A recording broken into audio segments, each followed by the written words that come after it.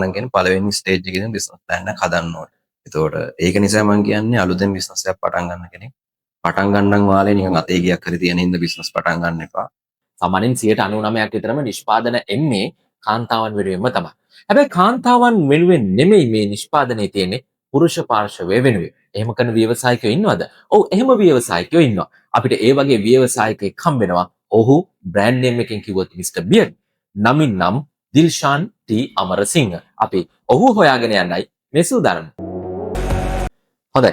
දැන් අපි කතා බහ පටන් ගන්න කලින්ම චුට්ටක් දිල්ෂාන්ගෙන් දැනගන්න ඕන මොනවද මේ ප්‍රොඩක්ට්ස් කියලා. මොනවද මේ මිස්ටර් බියර්ඩ් යටතේ ඔහු අපිට හඳුන්වලා දෙන ප්‍රොඩක්ට්ස් මොනවද කියන එක ඔහුගෙන් දැනගන්න. දිල්ෂාන් අපිට පුංචි පැහැදිලි කිරීමක් කරන්නකෝ. මොනවද මේ ප්‍රොඩක්ට්ස් කියලා. මේ ප්‍රොඩක්ට්ස් විදියට ගත්තොත් එහෙම මේ තියෙන අපේ බියර්ඩ් ඔයිල් එක. මෙතනින් බියර්ඩ් ඔයිල් එකක් ගාම මේක යූස් කරන්න හේතු දෙකක් තියෙනවා. එකක් තමයි පිරිමයාගේ රැවුල growth වෙන්නේ නැත්නම් එයාගේ රැවුල වර්ධනය කරගන්න. growth එක හදාගන්න. අනිත් එක තමයි රැවුල වල ඉන්න අයගේ බියර්ඩ් එක මේන්ටේන් කරන්න. ඔය හේතු දෙකට තමයි බියර්ඩ් ඔයිල් එකක් අපි යූස් කරන්නේ. එන්න මේක මේන්ටේන් සහ growth වලට යූස් කරන ප්‍රොඩක්ට් එක. අනිත් එක තමයි අපේ බියර්ඩ් වැක්ස් එක. මෙතන බියර්ඩ් බටර් සහ බියර්ඩ් වැක්ස් කියලා අපි මේක දෙන්නේ. එතකොට මේක අපි හදලා තියෙන්නේ බියර්ඩ් එකක් වවන කෙනෙක්ගේ බියර්ඩ් එක මේන්ටේන් කරගෙන බියර්ඩ් එක අවුල් වෙලා වගේ තියෙනවා නම් ඔය ගොඩක් අය දැකලා ඉතින් බියර්ඩ් එක ට්‍රේල් වෙනවා එයාගේ ප්‍රශ්නේ නැහැ. එතකොට ඒ අයගේ බියර්ඩ් එක මේන්ටේන් කරන් යන්න තමයි මේ ප්‍රොඩක්ට් එක යූස් කරන්නේ. අනිත් එක තමයි අපේ වුඩන් කෝම්බ් එක. වුඩන් කෝම්බ් එක මේක ගත්තොත් මේක ස්පේක් ගත්තොත් එහෙනම් ලංකාවේ පළවෙනි දීපනා විදිහට තමයි මේක මාකට් එකට ගේන්නේ 2019 ඊට පස්සේ අපි ෂේප්ස් දෙකක් ගේනවා මේ තියෙන අපේ දෙවෙනි ෂේප් එක. එතකොට ඒ විදිහට තමයි හැදෙන්නේ මේක රැවුල පීරන්න තමයි යූස් කරන්නේ. හොඳයි. දැන් මේ අදහස පහළ වෙන්නේ එක සැරේටමද? එහෙම නැත්නම් කවුද මේ අදහස ඔබට ගෙනල්ලා දෙන්නේ? කොහොමද මේ බිස්නස් එක පටන් ගත්තේ? පොඩ්ඩක් අපිට ඒ ගැන පැහැදිලි කිරීමකුත් කරන්න අවශ්‍යම වෙනවා. ඔව් මේක 2018 දී මට එන අයිඩියා එකක්. මම ඒ කියන්නේ 2018 ලංකාවේ ට්‍රෙන්ඩ් එකක් හැදෙනවා කොල්ලෝ රැවුල වවන්න ගන්නවා මාර ඉක්මන් ගොඩක් අය රැවුල වවන්න ගන්නවා. ඔකත් එක මාත් රැවුල වවන්න කැමතියි මාත් වවන්න ගන්නවා.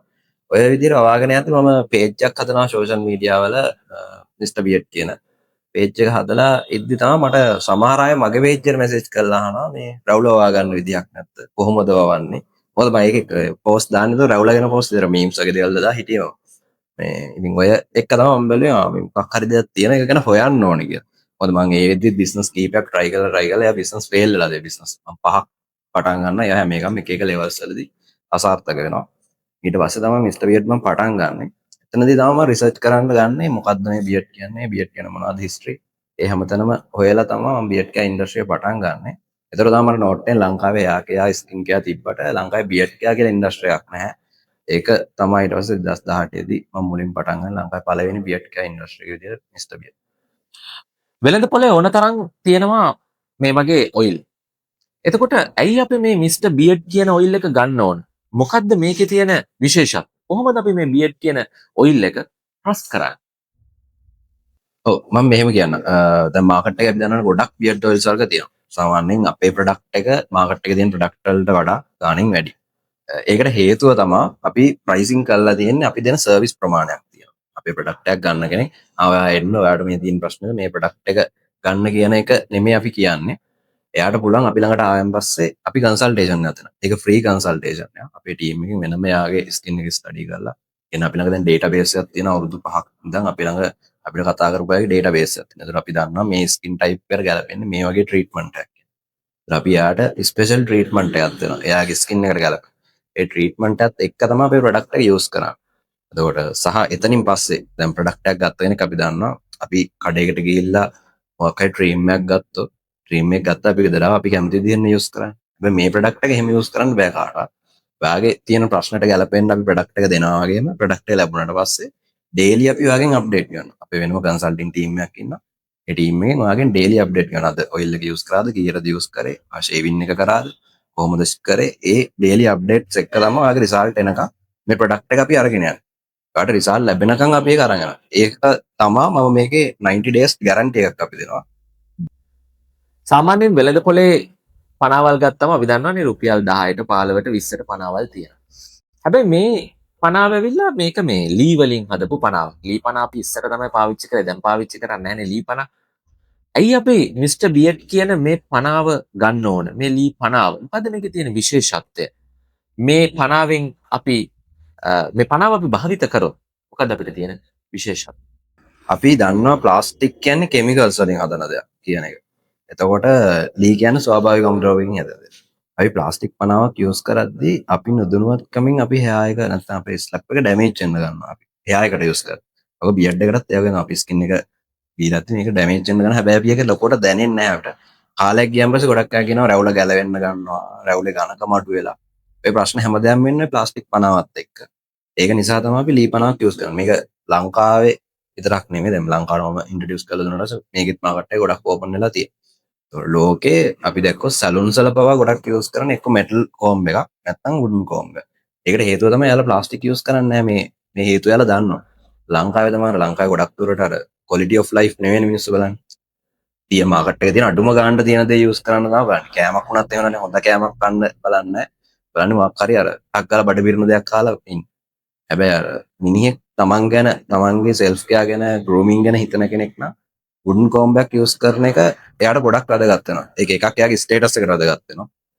අනිත් එක තමයි බියර්ඩ් එක වද්දි බියර්ඩ් එකේ කිසිම ගැටලුවක් එන්නේ නැහැ. එයාට බියර්ඩ් එක ට්‍රේල් වෙනවා ප්‍රශ්න වෙනවා බියර්ඩ් එක ගැලවෙනවා.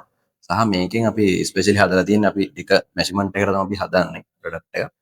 ඒතර මේ මෙෂර්මන්ට් එක හදලා තියෙන්නේ අපි පීරද්දී අපේ ස්කින් එකේ ලේ ගමනාගමනය වැඩි වෙනවා. ඒතර බියර්ඩ් ග්‍රෝත් එක හැදෙනවා. ඒ වගේ ගොඩක් බෙනිෆිට් හම්බෙන්න තමයි මේ කෝම්බ් එක හදලා තියෙන්නේ. මිස්ටර් බියර්ඩ් කියන්නේ අද වෙනකොට ලංකාවම දන්න ලොකු නමක්.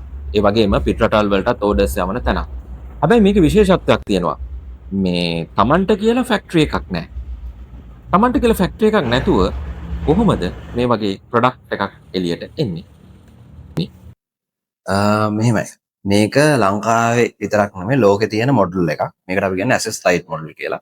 එතකොට අපි Apple ගත්තත්, Uber ගත්තත්, Picme ගත්තත් ඔය හැම එකක්ම හැදෙන්නේ ඇසස් ලයිට් කියන මොඩල් එකේ. මේකේ තියෙන රිස්ක් එක අඩු දෙයක් තමයි තියෙන්නේ මෙතන.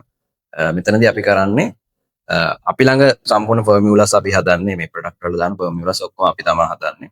රිසර්ච් කරලා අපි මේ දේවල් හදනවා. නමුත් ප්‍රොඩක්ෂන් පැත්ත ගත්තාම ලංකාවේ තියෙන টොප් රේටඩ් ප්‍රොඩක්ෂන් කරන ෆැක්ටරිස් අපි හයර් කරනවා. ඇග්‍රීමන්ට්ස් ගාලා අපි යාලත් එක්ක හයර් කරලා තමයි අපේ ප්‍රොඩක්ෂන් කරන්නේ. මම අර කලින් කිව්වා වගේ අලුතෙන් පටන් ගන්න කෙනෙක්ට මම කියන්නේ ඉගෙන ගන්න කියන එක. මොකද මේ දැන් ඉස්සර මම 2018 බිස්නස් පටන් ගත්තී මට ලොකු නොලෙජ් එකක් නැතුණත් මම අවුරුදු 2ක් විතර බිස්නස් එක හදන් ඒ කියන්නේ බිස්නස් එකක් නැතත් මම රිසර්ච් පීරියඩ් එකක් හදන් එනවා මගේ සෙල්ෆ් ස්ටඩි කරලා. හැබැයි මට දැන් තේරෙන විදිය තමයි දැන් කෙනෙක් බිස්නස් එකක් පටන් ගන්නවා කියන්නේ ලේසි වැඩක් නෙමෙයි. මොකද මට ඒ කාලේ බිස්නස් ප්ලෑන් එකක් කියලා දෙයක් තිබ්බේ නෑ. මම බිස්නස් ප්ලෑනින් ගැන ගන්නේ ජපුර යුනිවර්සිටි ගියාට පස්සේ බිස්නස් ප්ලෑන් කියලා එකක් හදන්න ඕනේ කියලා. හැබැයි දැන් වෙද්දි අපි බිස්නස් එකක් පටන් ගන්නවා නම් මම කියන්නේ පළවෙනි ස්ටේජ් එකේ ඉඳන් බිස්නස් ප්ලෑන් එකක් හදන්න ඕනේ. මොකද ඒ නොලෙජ් එකවත් අපි ළඟ නැහැ කියන්නේ අපේ බිස්නස් එක කොතනදී ඩවුන් වෙන්නේ කියලා අපි දන්නේ නැහැ. බිස්නස් ප්ලෑන් එකෙන් අපි දන්නවා අපි යන පාත් එක තමයි අපි හදාගන්නේ. ඒතර අපි දන්නවා අවුරුද්දක් ඇතුළත අපි මේ දේවල් ටික කරන්න ඕනේ මාස 6 මෙච්චරයි. ඒ දේවල් ටික අපි දැනගන්නවා. එතකොට ඒක නිසා මම කියන්නේ අලුතෙන් බිස්නස් එකක් පටන් ගන්න කෙනෙක් පටන් ගන්නන් වාලේ නිකන් අතේ ගියක් හරි තියෙන හින්දා බිස්නස් පටන් ගන්න එපා. ඒක හරියටම හිතලා ඔයාගේ නොලෙජ් එක හදාගෙන ඊට පස්සේ බිස්නස් වලට ඉන්වෙස්ට් කරන්න. ඉතින් මේ වගේ ව්‍යවසායකයෝ අපේ රටට අතිශය වැදගත්. විශේෂයෙන්ම තරුණ ව්‍යවසායකයෝ අලුත් දේවල් හොයාගෙන අලුත් දේවල් තුලින් රටට විදේශ විනිමය ගේනවා වගේම තමන්ගේ ජීවිතයත් සාර්ථක කරගත්තු පුද්ගලෙක්. මිස්ටර් බියර්ඩ් අපි ඔබට සුබ ප්‍රාර්ථනා කරනවා. දිල්ෂාන් ටී අමරසිංහ අපේ ව්‍යවසායකයාට බොහොම ස්තුතියි දවසේ අපිට මේ වෙලාව ලබා දුන්නට. ඇත්තටම thank you මට කතා කරන්න මේ වැඩේට. ඒ වගේම කවුරු හරි කෙනෙක් ඉන්නවා නම් ඔන්ටර්ප්‍රනර් කෙනෙක් වෙන්න ව්‍යවසායකයෙක් වෙන්න බලාපොරොත්තු වෙන යාට කිසිම අයිඩියා එකක් නැත්නම් මේක පටන් ගන්න කොහොමද කියන කෙනෙක් ගැන ඔය සෝෂල් මීඩියා තියෙන ඕන කෙනෙක් මැසේජ් එකක් දාන්න පුළුවන්. දාන්න ඕනම උපදේශක් දෙන්න ලෑස්ති. මොකද ලංකාවේ තව ව්‍යවසායක හැදෙන්න ඕන. ලංකාවේ තව ethical brands හැදෙන්න ඕන. ඒකට අපි අනිවාර්යයෙන් උදව් කරනවා. බොහොම ස්තුතියි.